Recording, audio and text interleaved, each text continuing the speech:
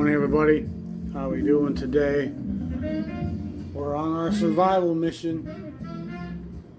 We're just keeping our head above water. I mean, that's kind of what you do in this life. Keep your head above water. Doggy paddle, breaststroke, whatever you got to do, freestyle it. Clutch onto some wood. Find yourself something to float with. For me, jazz has been very much a flotation device. It's helped me get through what's been a tough 6 months to a year with the wife situation and the stresses of the finances. But I feel like I'm coming out the other side of it in a lot of ways. My weight's good. I'm as healthy as I've been in a long time. Blood pressure's down. My blood sugars and A1C stuff is all back in their normal ranges. So thanks, Doc. I hate taking medications, but I mean, they've definitely made me feel better. I enjoy more of life because I'm not anxious about my health, which when you're heavy and you're getting older, you know there's going to be some complications. So it's good to be on the right side of that coin. Had some great people come in lately, really great conversations. The cafe does need your help and support. If you want to help support this channel, this coffee shop, this jazz mecca, please either hit the PayPal or the super thanks on the YouTube. There's different ways you can Patreon, of course. Please pledge if you want to help support. We've got to keep this place open. January, February, tough months for everyone, so I understand if you don't have it. But if you do have it, any kind of support would be greatly appreciated. The wife's departure has cost me a lot, and I'm covering over $2,000 a month of her bills and mortgage and stuff that the coffee shop is just taxed to its limit right now, trying to get all of its ends met. And we're doing okay, but I do need help. I mean, I just do need help, and I hate to have to ask for it, but if you value jazz and what this collection has to offer, and the knowledge that this collection has brought me that I share with people, I mean, it's here for anyone to come have access to at any point. It is a resource. It's not just send me money because I want money. It's about helping preserve this legend, this legacy of jazz, and keeping it in a place where people can come and consume it, and where it can build them up and support them emotionally and spiritually like it has me. I've done a lot over the years expressing how powerful the music is and its place and its meaning in this world.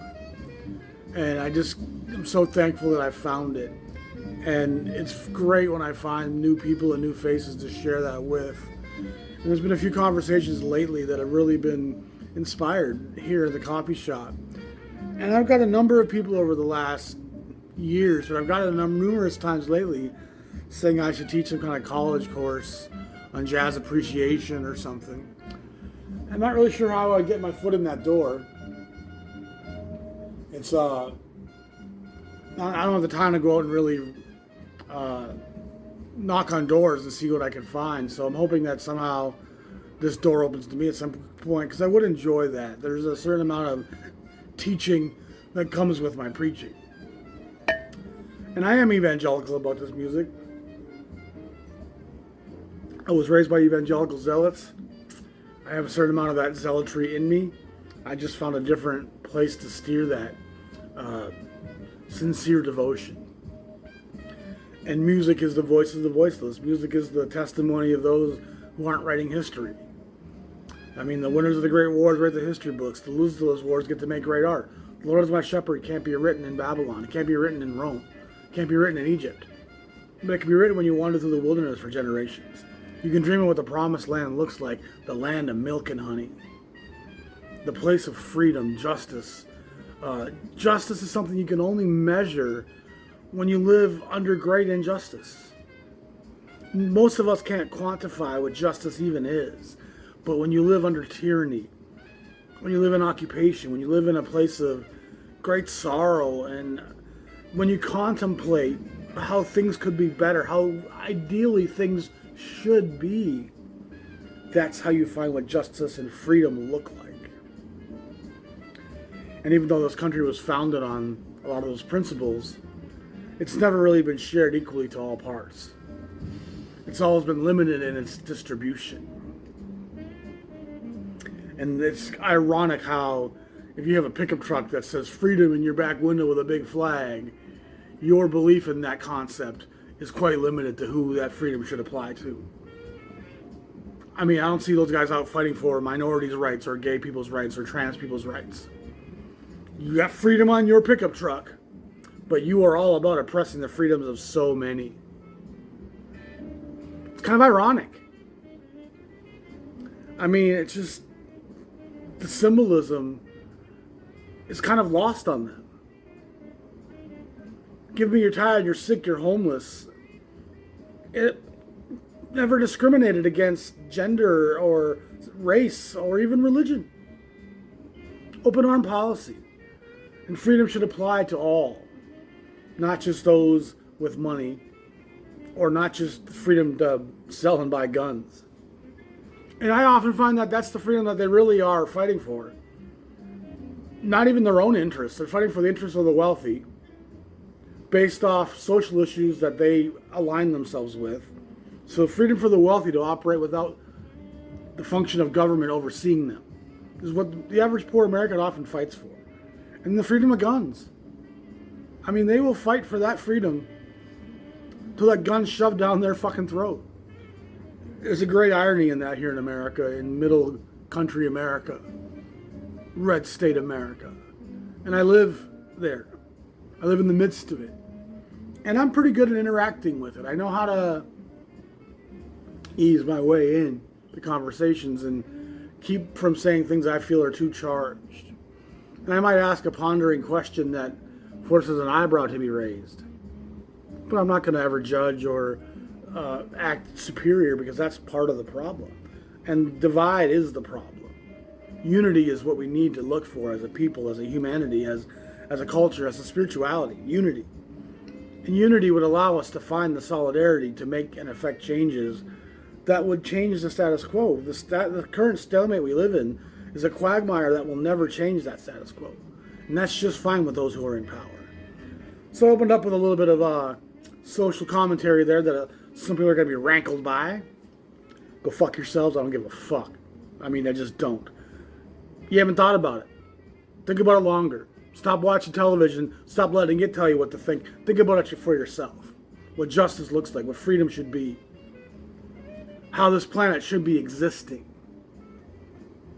If you want to criticize what I'm saying right now, can you name 25 countries in Africa? Can you name their capitals? Have you really applied your empathy to more than just your own small, narrow bandwidth? Because if you haven't, you're not in a place to really comment on freedom, justice, politics, and economics. Your bandwidth is too narrow. Your empathy extends to your immediate group. And that's the group that the elite have designed and put you in, to limit your empathy to no one else but that group, because they can control you that way. And anybody outside of your group, you're sadly afraid of. The opposite of freedom, my friend. Fear is not freedom. And if you're clutching an AR-15 and waving a flag and wanting to oppress many of the world's peoples and justifying those causes, that's fear. Because most of my human brethren just want to know if their kids are home safe at night. Is there food in their stomachs? Is your homework and your laundry done? Did you fold up your socks? That's what most humans are concerned with. The geopolitics that empires force us into are narrow bandwidths that are propaganda. And don't be propagated. Think for yourself. Find your own independence. Find your own freedom. And jazz is the voice of a people who had to overcome their freedoms being limited and restricted. And those freedoms were restricted by the economics of the elite, but they were justified with the hate and ignorance of the masses. Don't be those masses. Don't be ignorant.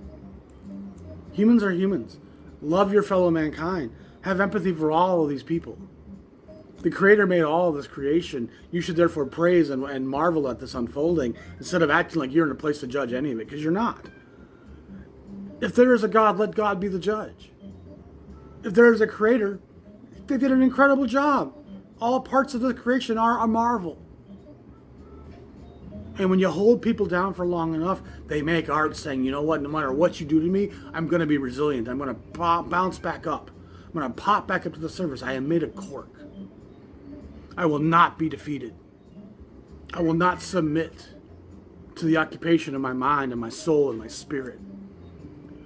And the exploitation of economics is really the only end game for the elite. And they use all these divisions to keep us all in fear and fighting each other.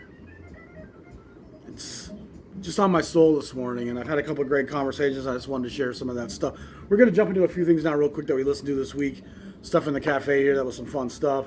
Right now we're listening to the great Jimmy Smith, who always rolls that thunder out of his organ. The great Eddie McFadden's on guitar on this, who doesn't show up as a leader much in jazz history, if at all. But he's on a number of Jimmy Smith sessions on Blue Note. Great rhythm player, really brings color and nice choral overtones to what Jimmy Smith is doing. Blakey is on the drums with Donald Byrd, Hank Mobley, and Lou Donaldson rounding out this session. I mean, what a great live group Blue Note could throw into any live venue and put together some great talent. Just some of the great warriors and a lot of Jazz Messenger alumni there. And if you remember, one of the early incarnations of the Jazz Messengers wasn't really a Jazz Messenger lineup. It was Art Blakey presents the Jazz Messenger. It was kind of a proto-Jazz Messenger session at Birdland. And Blakey, Mobley, Byrd, Lou Donaldson was actually playing with Clifford Brown in one of those early sessions. And Donaldson holds his own against the power of Clifford Brown. The Blakey tree is just so phenomenal and just really outstanding. And of course, you don't have Horace Silver here because you have Jimmy Smith on the piano. And Jimmy Smith, on the organ. Jimmy Smith is fairly new to Blue Note at this point, 1547. He probably has 5-6 records already, but they're all been in that first year of him being with Blue Note. So they're giving Jimmy Smith a live setting with some of the Blue Note roster musicians, and it's just fantastic stuff that really cooks with the Jazz Messenger alumni and Jimmy Smith in tow. So what you have there's a Jazz Messenger session live with Jimmy Smith in place of a Timmons or a Horace Silver. Record I listened to yesterday a number of times, really fantastic. Ramsey Lewis Trio in Chicago. Interesting stuff. There is some interesting pieces on here that seem to go beyond just the blues and the gospel. A little bit more compositional, a little bit more arranged. But again, it's just a trio setting with the fantastic LD Young and Red Holt on the drums. Just a great trio from 1960 in Chicago. Wonderful right there on the Michigan Avenue Bridge over the Chicago River. And this is recorded at the Blue Note in Chicago, which was not affiliated with the Blue Note label. But just a great cooking record. Another Argo session by the great Milt Buckner. And Milt Buckner was a precursor to Jimmy Smith on the organ. In the 40s, there wasn't a ton of organ in jazz. Guys like Count Basie were kind of coming into the fore playing it. But Milt Buckner is one of the first guys that really starts developing, and he doesn't have the virtuosity or the bebop sensibility of Jimmy Smith, nor the ego of Jimmy Smith. He was more of a soul, blues, gospel player, but he was a fantastic guy. He really churned out some fun stuff. He makes records for Capitol in the 50s early on, 10-inch stuff, and probably even some 78 stuff. But he makes probably 3, maybe 4 records for Argo in the late 50s, early 60s that are really fantastic. This was recorded at Termar Recording Studios in Chicago. Jimmy Campbell on the alto, Reggie Boyd on the guitar, Richard Evans on the bass, and Maurice Sinclair on the drums. You gotta love Milt Buckner. He has another record on Argo. It's got a kind of a dirty street scene on it. That's one of my favorite organ records of that era. That's not Jimmy Smith. And again, Jimmy Smith is a far more prolific, impactful player in terms of note per second. Jimmy Smith was reinventing the organ. Milt Buckner's a precursor to that and a fantastic player all the same. A guy that's really interesting is the great Dick Garcia, or Richie Garcia. Fantastic guitar player who's very articulated, really has a nice sound to his tone. This is a record on the Dawn label, number 1106. This has a second cover with a gal on the cover. It says a message from Garcia. And I think if I remember, that's probably Custer and his men sending out a desperation message. and the other one has a woman in bed with the telephone sending a message. Two very different messages from Garcia. Terry Pollard, the fantastic Detroit vibraphonist, piano player, she's on this. And some parts Bill Evans is on this. And Evans is kind of a young, establishing himself player, probably 1955 here. Camille Marin is on this. AJ Scaccia is on the clarinet. Nice Italian player. Frank Isola on the drums. Bill Anthony. Great stuff. Cool cover. Great Dawn label. I have both covers and really a cooking record. And I love guitar jazz, as I've said many times. Speaking of clarinet, this is the great Jimmy Hamilton, who was with Ellington for a long time. One of the great virtuosos on the clarinet of the swing era. Hamilton was in high regard by fellow musicians. He doesn't really get the acclaim in the 50s and 60s in the public eye, and the modern day jazz fan knows little about Jimmy Hamilton, but he's just an incredible player. This is a great setting, cool cover on the Urania label, showing you some New York right there. I think that's right on Central Park. I think that's on Central Park. It's hard to tell with the lighting. But fantastic stuff. The band on here really cooks.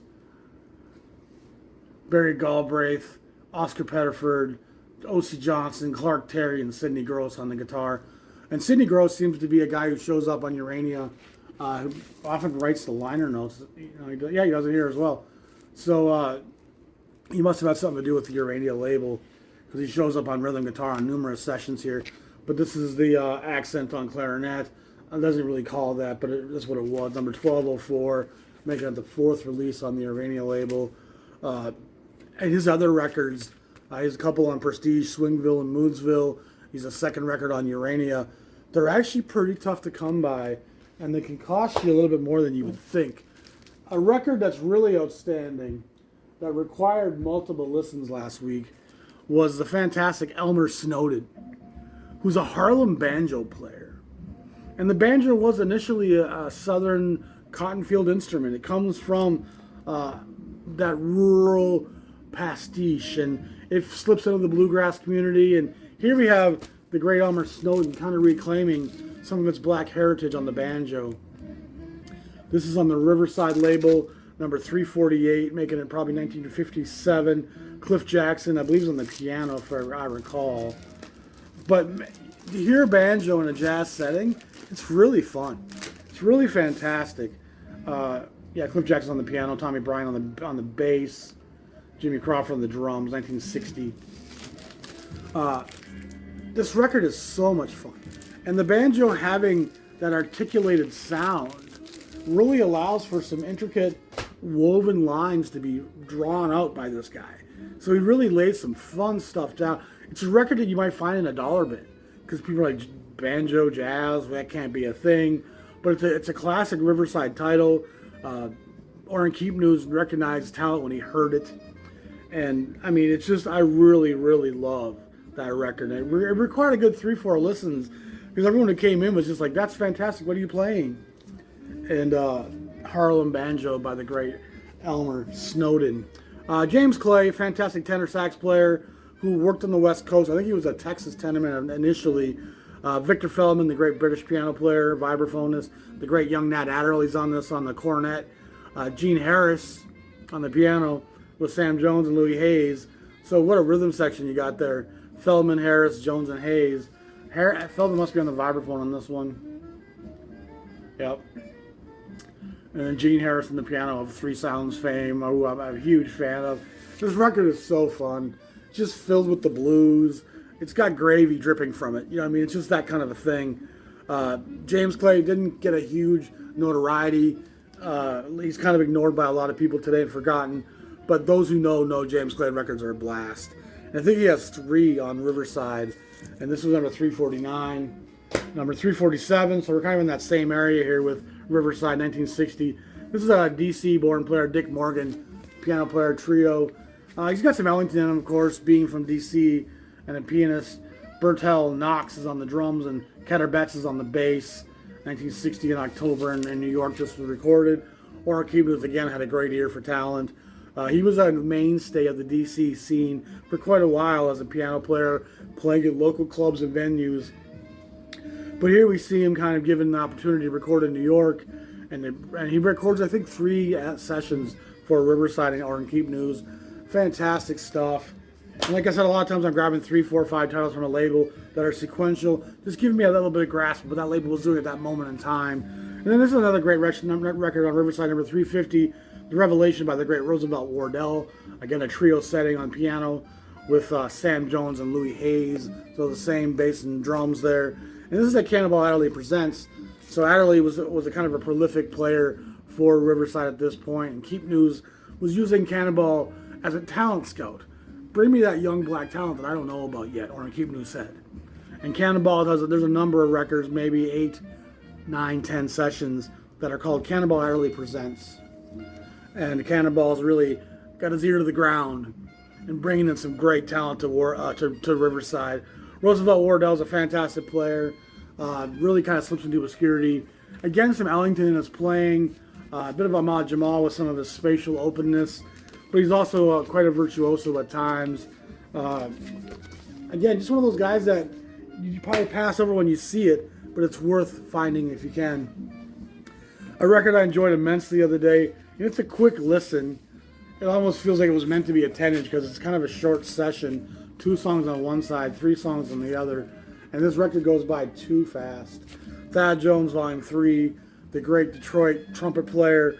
Thad Jones, of course, a member of the Jones Brothers with Elvin and his great brother Hank on the piano.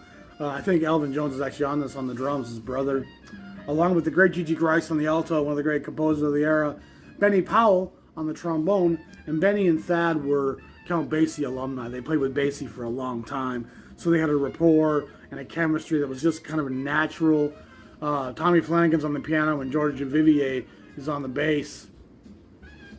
Then a couple of these tracks actually have Max Roach, Percy Heath, and Barry Harris. One of the tracks, I've Got a Crush on You. So that would make these first 4 tracks probably from a 10-inch initially. Even though this was never a 10-inch, it certainly feels like this was intended to be recorded as a 10-inch. And being 1546 means that it's fairly early in the Blue Note LP sequence.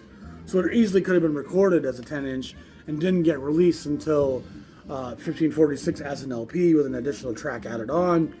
The first 20 or so titles in the 1500 sequence were 10-inch stuff that was issued on 10-inch and repackaged on LP. So for this being a 10-inch session and not being released until LP, that would make sense.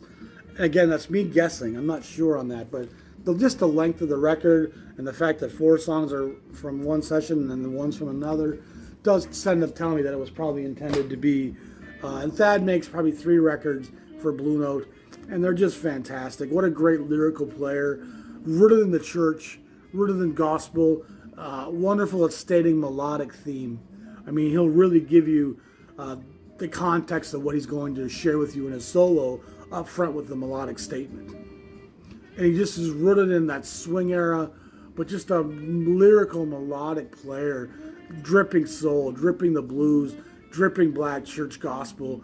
And I mean, I'm a huge Thad Jones guy, and he was a prolific part of the Basie team, one of the great arrangers and chart writers for the Basie bands. So you got to really love what Thad Jones brought to the table, and the guys at Blue Note, of course, recognized that quite early on and gave him 3 fantastic recording sessions. And then he ends up joining Mel Lewis, the drummer from the West Coast, in the Mel Lewis Thad Jones group. And they make a lot of great records for a long time and led a big band that kind of kept a lot of traditional sound alive for a long time in the 70s and probably even the 80s. Grant Hank Mobley session here in 1544, which again puts it right around the same time as that Thad Jones. Mobley's pretty new to Blue Note at this point. He had been working with the Jazz Messengers on their Columbia recordings from 55 with Blakey and Silver and Doug Watkins and Donald Byrd. And eventually almost all those musicians get to Blue Note. And when Horace Silver leaves the Messengers, he takes Mobley, Watkins, and Byrd with him. And Blakey forms a whole new crew with Johnny Griffin and it's a whole new lineup that's not on Blue Note yet. And so, but eventually Blakey comes back to Blue Note. Horace Silver signs with Blue Note. And Silver's there before Blakey, honestly. And Silver's allowing some of his sidemen to record as a leader for Blue Note as well, which Mobley starts embarking on in 55, early 56. Great session here.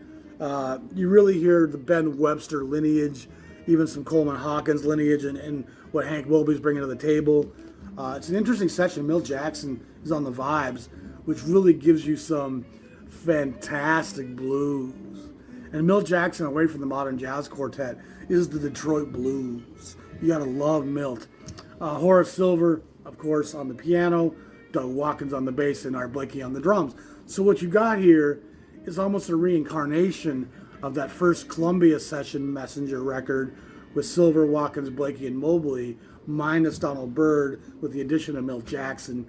And this is just a fantastic record. Jackson was recording for Atlantic at this time, and so he appears courtesy of Atlantic Records. And he gets second billing, as you can see, because Milt was a huge name in the jazz community and a real legend, a bit of an older, more Blakey's age than the younger Silver, Watkins, and Mobley. But these are all grown men at this point. But you really hear Mobley's Ben Webster lineage on this. Breathy, a nice reedle sound. I just made up that word, reedle. Reed, you can just hear it. It's earthy and breathy.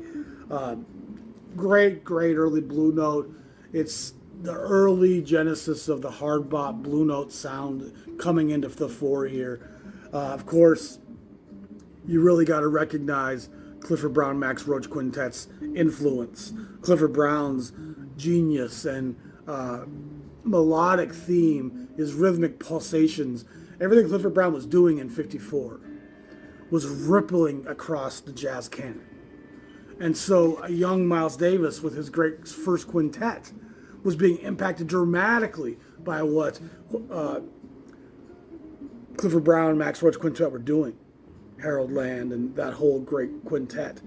And this group as well, the Blakey group in 55, they're also trying to capture some of that innovation that Clifford Brown brought to the table. And Brown kind of is the guy that's pushing bebop into hard bop by being more melodic, by being more rhythmic, by stating themes and letting people know what the head was. And the Brown Roach Quintet's really so important and so influential. And probably the progenitor of hard bop is that quintet. And the Miles Quintet is following that blueprint. The Blakey group, the Jazz Messengers, is following that blueprint. And then Blue Note really kind of puts their thumbprint on that sound and makes it the Blue Note sound for a good number 3-4 years. And so that lineage and that family tree of hard bop, I mean, it's running throughout Blue Note, 56, 57, 58, 59. And anything that's associated with the Jazz Messenger lineups and the Silver family, it's all noteworthy. It's all worthy of diving into and really consuming. It's fantastic stuff. Last record we're talking about today, and we're going to wrap this up, is Wailing with Lou Donaldson Quintet. And as I mentioned earlier, this is kind of a tough record to come by, Blue Note 1545. Donaldson in 54 is playing with Clifford Brown and Art Blakey on those fantastic Birdland sessions. And Donaldson is rooted in the bebop sound. Donaldson's a fantastic acrobatic player that often gets lumped in with the boogaloo and the rhythm and blues and the soul jazz of the 60s. But in the 50s, Donaldson was an acrobatic player that was rooted in the Sonny Stitt and Charlie Parker sound, had a great sound and a blues of his own that really was expressive and fun and flirtatious. You see a lot of his covers, Good Gracious, with the women and the flirtation. And you really get that a lot in Lou Donaldson's demeanor. Even that smile. Lou was a cool cat. Even playing hard bop and bebop. Takeoff is one of the great sessions in Blue Note, and early in that era, probably 1576, 1574, in that era, somewhere 56. But here you got Lou Donaldson playing with Donald Byrd. It's interesting, Byrd actually gets billing here ahead of him. But Byrd wasn't signed to Blue Note at this point. Even though he was on some earlier Blue Note recordings as a sideman, he wasn't a Blue Note recording artist at this point. And he's actually working for Transition, I think, at this period. But he actually gets first billing on the back. And again, that same Horace Silver, Jazz Messenger, Art Blakey lineage exists there, with Bird getting the session. Donaldson played with Blakey and Clifford Brown. You have Herman Foster on the piano, who's a fantastic, partially blind pianist, I think out of Chicago, if I remember.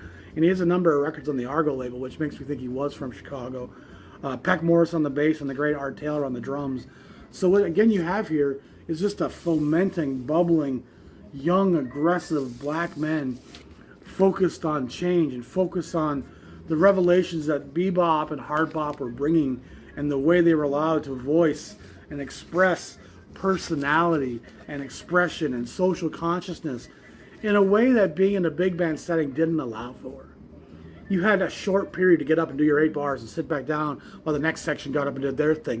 It didn't give you that chance to really voice and express and intonate all those feelings that were kind of suppressed. Bebop pushes that envelope wide open and says, what's in your soul, come out. And then hard bop takes it one step further and says, let's put a little soul and gospel back into the mix, and then let's speak on that. And again, there's a promise deferred here in the early 50s of the black men coming back from serving in the war, being promised freedom and receiving nothing but heroin in their neighborhoods. I mean, the ghettos of America were being decimated by freeways being driven through their neighborhoods. The oppression of the black Americans in the 50s is tyrannical. It's incredibly awful and hard to grasp.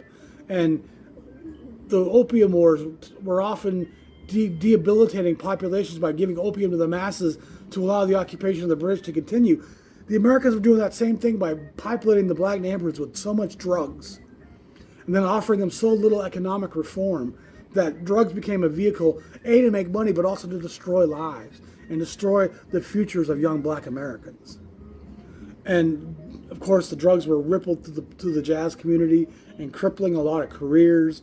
And some say it inspired some musicians, but it also really inhibited many and allowed them to slip into poverty and ill health. And the problem with heroin addiction, it can be managed if you have money, but if you're tough on money, you end up drinking a lot when you don't have dope. And the drinking is also super destructive. And it's funny how a lot of jazz musicians weren't big alcoholics, and the heroin made that matter worse. A lot of the great jazz players were much more weed smokers and knew that alcohol made them vulnerable. It made them likely to get arrested. I mean, violence comes with alcohol, and if you're a young black man, violence is something you try to avoid at all costs. And Lou Donaldson here is just a fiery, again, young player. He had just played with the Clifford Brown Blakey group, which wasn't officially a Jazz Messenger record, but in essence it's become that. And Donaldson is well worthy of this leadership role, even though I said Bird gets the top billing on the back here. It's an incredible moment for Blue Note. They're really on this incredible razor's edge, professing the social consciousness and change of a people finding their way through the wilderness and seeing the River Jordan not too far off. I mean, there's an optimism that's tempered by a resistance and a frustration.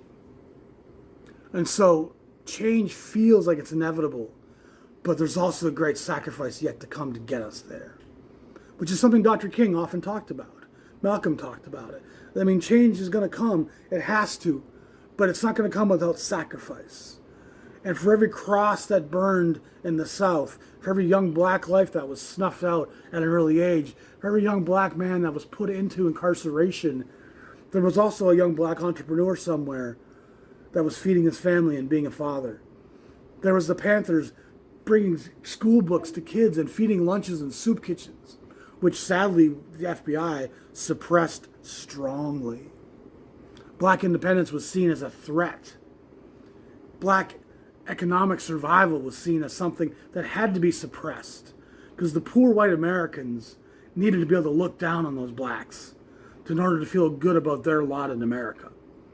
If blacks start becoming independent and financially successful and independent and start surpassing the poor white Americans, there's going to be a lot of white Americans up in arms. So the elite knew that you can't let the blacks, it's not about race per se.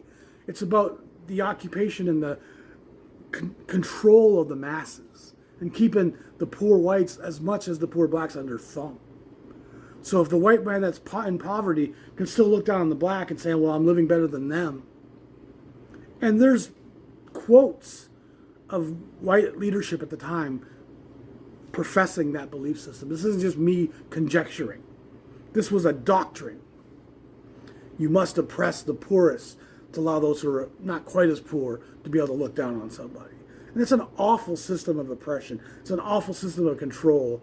And it's a way that it keeps the American poor from demanding the services that that tax base should be providing them.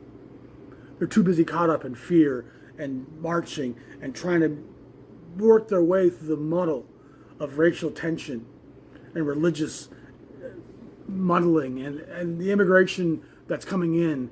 They keep us all so scared, which ties back to where I started this episode. What freedom looks like, and those who profess that word freedom are often on very different pages. Having freedom emblazoned on the back of your pickup truck window doesn't make you free. Clutching a gun in fear is the opposite of freedom. Loving all of your human brethren, that's freedom. Not being afraid of a man who comes from a country you can't really pronounce, that's freedom. But because you can't pronounce the country, your ignorance lends you to being afraid. Ignorance is what foments fear. Knowledge breeds empathy. The more you understand, the more you see your place within the world, the more you know the context of nation, continent, country, immigration, your history within this planet, the more it encompasses you and makes you part of this entire quilt. When you only see that little square of material that you live on, everything else seems daunting and so far away over the horizon. On this Super Bowl Sunday, I challenge you all to learn something beyond football. Grasp something you haven't really grasped before. Dive into knowledge and understanding. It will broaden your empathy. And the broader your empathy becomes, the more freedom you will actually feel and embrace. The more fear you live in, the less freedom you will ever taste. My name is Dan. I'm the Jazz Shepherd. Please help support this channel. If you want to help support it financially, reach out to me. There's plenty of ways and options to do so. We do appreciate everything everyone who's helped me so far, sent monies to PayPal and YouTube and the Patreon. It's all very appreciated and it's needed because this message can't be extinguished. This place is a resource. This is a place of freedom and a place for people to dive into American history and the history of occupation and tyranny and how art balances those scales. And ask yourself, what side of the coin do you want to be on? Do you want to enable the oppressor, or do you want to empathize with those oppressed? I know where my soul lies. I challenge you to contemplate those thoughts. What side of that coin do you want? What side of that fence do you want your soul to be judged from? Much love to everybody. Y'all be safe. Have a great day. We'll talk to you soon. Peace.